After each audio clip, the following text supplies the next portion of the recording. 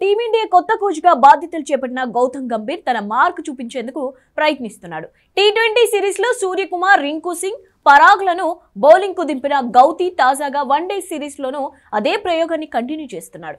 ఎవరు ఊహించని విధంగా పార్ట్ టైం బౌలర్లను మళ్లీ రెగ్యులర్ గా ఉపయోగించుకునేందుకు ట్రై చేస్తున్నాడు.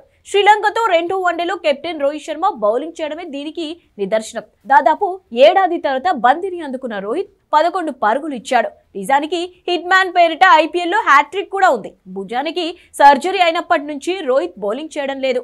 మళ్ళీ ఇన్నాళ్లకు రోహిత్ చేత గంభీర్ బంతిని పట్టించాడు. ఇటీవల టీ20 సిరీస్ లో పార్ట్ టైం బౌలర్ల కారణంగానే భారత్ చివరి మ్యాచ్ గెలిచింది.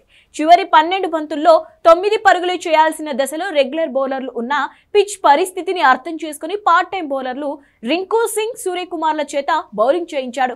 వీరిద్దరూ స్లో బాల్స్ లతో లంకను దెబ్బ కొట్టడంతో సిరీస్ ను భారత్ క్లీన్ స్వీప్ చేసింది. ఇప్పుడు రోహిత్ ను కూడా ఇదే పద్ధతులు తీసుకొచ్చాడంటూ ఫ్యాన్స్ కామెంట్స్ చేస్తున్నారు. జట్టులో ఉన్న బ్యాటర్లందరినీ పార్ట్ టైం బౌలర్లుగా మార్చేస్తాడంటూ వ్యాఖ్యానిస్తున్నారు. ఛాంపియన్స్ ట్రోఫీ గెలమడే లక్ష్యంగా గంభీర్ ఈ వ్యూహం ఫాలో అవుతున్నాడంటూ అంచనా వేస్తున్నారు.